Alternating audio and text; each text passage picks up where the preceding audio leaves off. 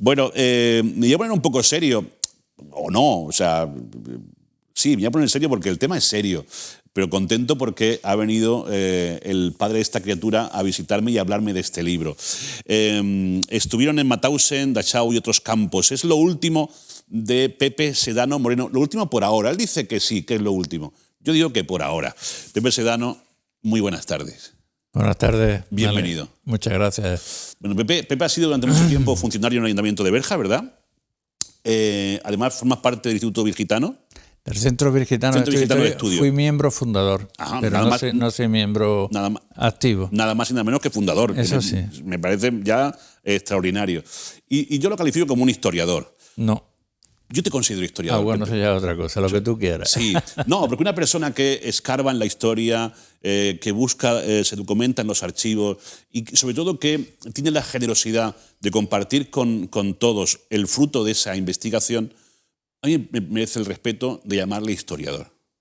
Se agradece. Lo digo en serio. Pero yo siempre digo que soy estudioso de la Segunda Guerra Mundial, nada más. ¿Y por qué esa parte de la historia?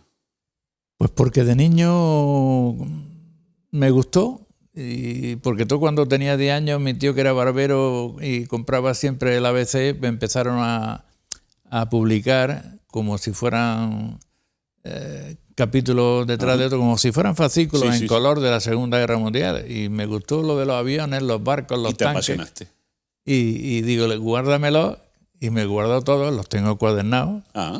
Los tengo cuadernados en casa y a raíz de ahí pues me entró el gusanillo ese y con 14 años en el instituto la clase de la Segunda Guerra Mundial la di yo porque mis compañeros dijeron que la diera Pepe, y la profe me dije, venga Pepe. ¿Y Pepe la dio? Y se ve que no lo hice tan mal porque... Y la maestra se quedó... Todos me aplaudieron, incluido la maestra. ¡Qué bueno! ¿Veis para lo que sirven estas cosas? ¿Veis para lo que sirven estas cosas, chicos y chicas? ¿Veis cómo sí? Bueno, estoy contento de que hayas venido a presentar esta última obra por el momento, que tú dices que es la última, hablaremos de eso después.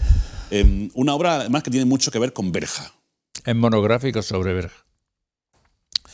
Ese libro es el primero que yo tendría que haber escrito, porque es el que siempre tuve en mente. Pero cuando te metes y empieza a aflorar tanta documentación y es un abanico de frentes y de archivos que tienes que consultar y todo, eso es eterno y sería como una obra de moros porque no terminas nunca. Yo le he puesto 5 veces el punto final al libro. ¿5 veces la terminó? 5 veces. Entonces, cuando había puesto ya finalizado, me entraban cosas nuevas. Digo, no puedo dejar de meterlo. Y lo metía así hasta 5 veces y ya le dije, si me entra algo después, ya no lo meto hasta que no haya una segunda edición. Si es que la hay, que la va a haber. Porque ya no me quedan nada más que 6 ejemplares de la primera edición. Qué bueno. Y mañana voy a firmar el contrato de la segunda edición. Lo que pasa es que, claro, ahondar en la historia del pueblo de uno, de la tierra de uno, nombres y apellidos de vecinos del pueblo... No ha tenido que ser fácil. No es fácil porque la información no está en el pueblo. Claro. Está en Francia, está en Alemania, está en Inglaterra, está en México, está en Venezuela, está en Argelia, está en Marruecos. Entonces tienes que tocar a muchas puertas. Y unas te abren y te mandan información previo pago. Otras pues no, tienes que buscarte tú la vida o incluso hasta suponer lo que hubiera podido pasar en el supuesto de que mucha gente, hay uno que está ahí en el libro, que se salió antes de terminar la guerra civil, se fue a Francia huyendo porque ya veían que lo que iba a pasar y se quitó de en medio. Se ponía la cosa regular aquí. Y entonces pues no pudo volver nunca más a España porque siempre que iba a solicitar el retorno, pues las informaciones que daban de él en España pues no eran buenas. Y entonces pues si voy a España me van a enchiquerar y entonces pues eso me quedo en Francia y no volvió más. Este libro, y estamos viendo algunos de ellos en imágenes ahora, está lleno de documentos, documentos que te has ido encontrando en este trabajo de investigación. Efectivamente, es el que se fue a Venezuela, Vizcaíno Vita, tenía su hermano Francisco, que es aquel, el que se ve en pantalla ahora, que también fue a Venezuela. Esos tuvieron una vida aquí en Almería, muy activa. ¿Sí? Y ese es un documento también de ese Francisco Más Pérez que estuvo en el 4º Regimiento de Infantería de la Legión Extranjera en Argelia, y también aparece ese Francisco Fernández que estuvo en la 9, en la famosa novena, sí, aunque no desfiló por los campos elíseos aquel 24 de agosto del 44. Antonio Campos, el abuelo del que han asesinado en Berja. Sí.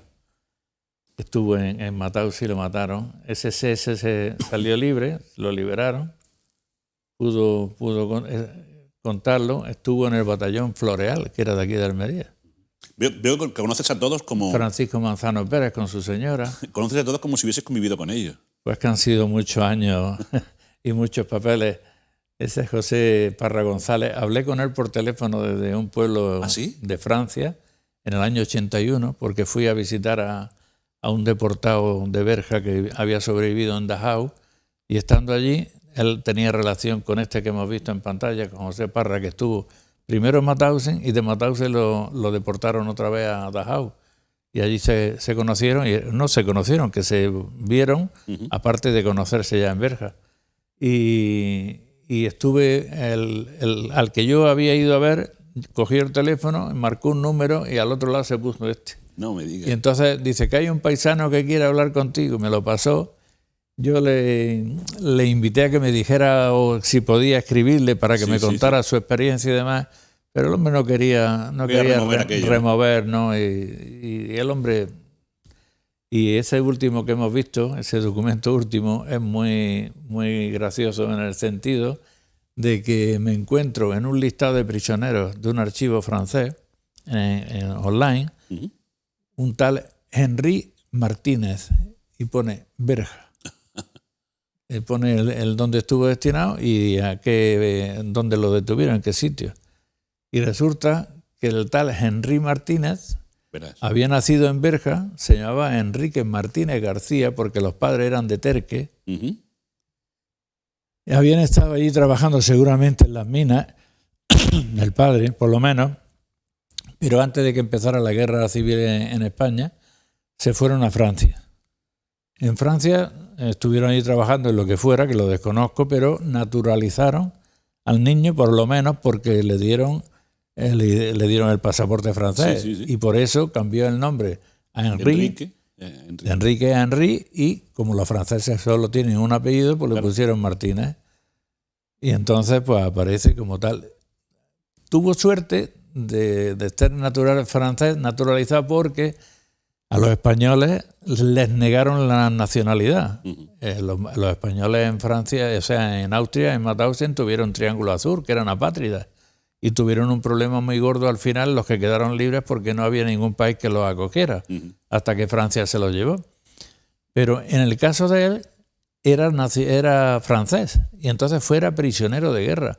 Y estuvo en un stalag es el paso previo, desde que lo prenden en el frente, el Front Stalag que se llamaría, hasta el campo de concentración. Era un paso intermedio. Sí. Para que más o menos guardara la cuarentena, entre comillas, que nunca eran 40 días. Pero este hombre terminó la guerra en ese stalag en Bonn, lo que hoy conocemos como Bonn. ¿Qué es lo que más te ha sorprendido de todo el proceso de creación del libro, de lo que te has encontrado? Pues una cosa muy curiosa, me he encontrado con que teníamos niños de la guerra en Berja. No habían nacido en Berja, pero llevaban sangre virgitana porque el padre sí lo era. Ajá. Entonces el padre ocupó un puesto importante en Barcelona y luego en Madrid. Tuvo un hijo en Barcelona y 2 en Madrid. Cuando estalla la guerra los mandan a Kiev y a Moscú. Y entonces ellos después pasan a Francia. En Marsella hacen lo posible y lo imposible a través del cónsul Gilberto Bosque, el cónsul de México, para hacerse con un pasaje para salir de Francia e irse a Casablanca, a Marruecos, con el fin o con la idea de poder irse a México porque Lázaro Cárdenas estaba abriendo el país a todos los exiliados que quisieran irse para allá, pero tenían un problema.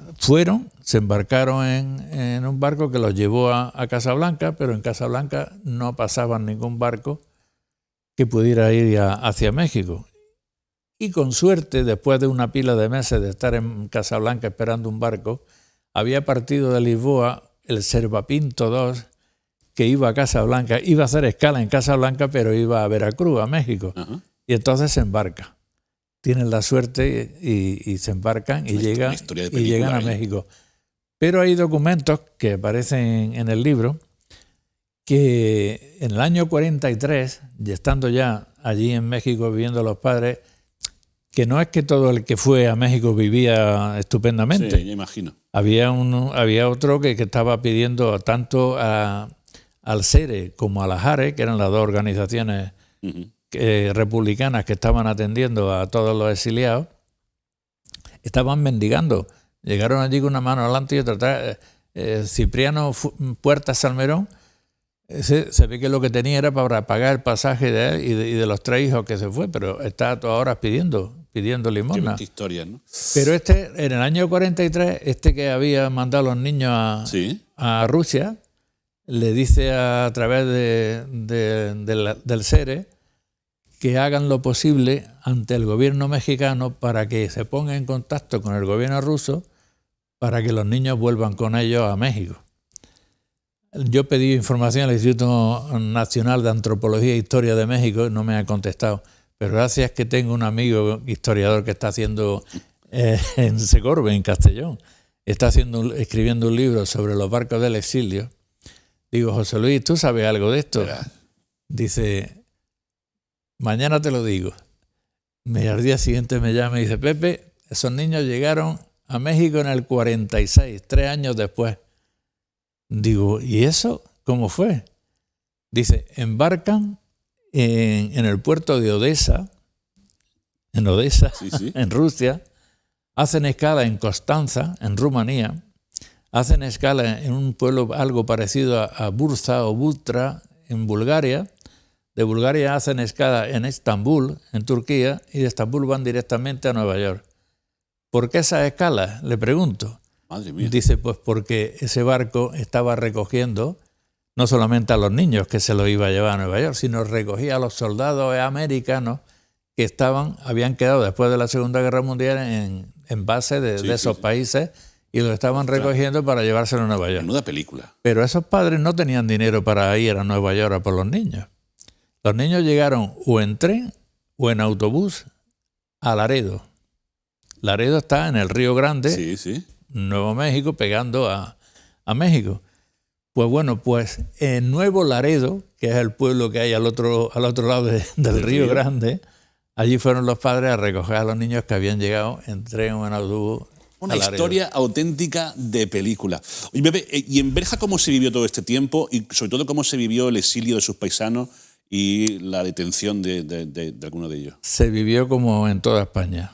En silencio, aguantando mecha, tragándose las ruedas de molino que más de uno tuvo que tragárselas, dependiendo de lo que hubiera hecho antes, pues después vinieron las consecuencias, que todos lo sabemos.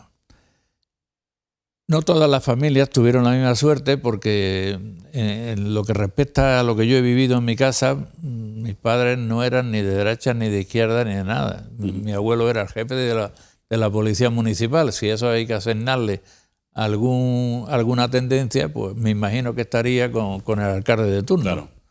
Y estaría a sus órdenes, gustándole o sin gustarle, pero a su orden. Mi padre tenía 13 años cuando la guerra. O sea, yo sí lo he visto, siempre lo he visto, porque cuando yo era niño, que a partir de las 10 de la noche teníamos un telefunke en casa, lo ponía muy bajito y se ponía con la oreja pegada al telefunke y me decía que me callara, que no hablara fuerte.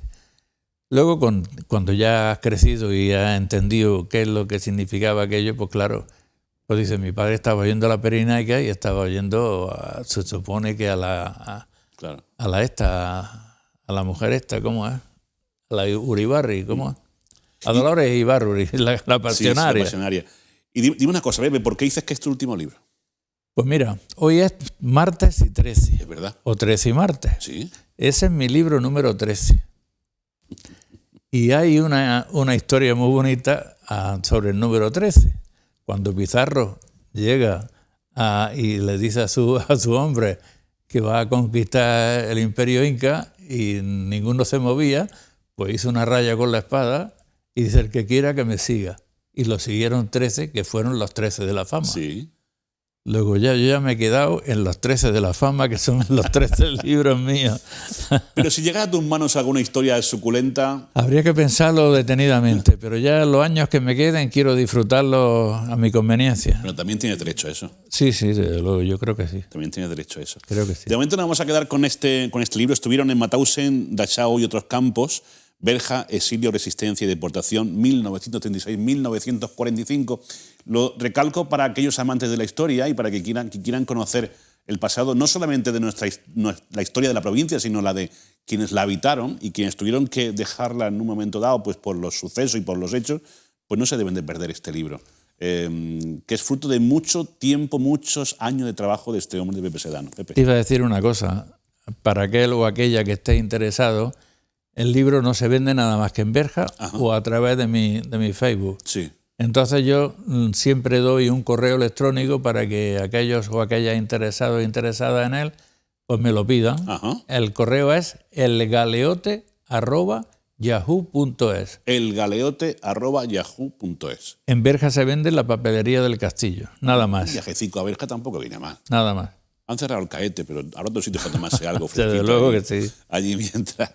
Pues Pepe, ha sido un placer que vengas a presentarlo aquí al programa. Yo siempre que vengo aquí contigo, el placer es mío siempre.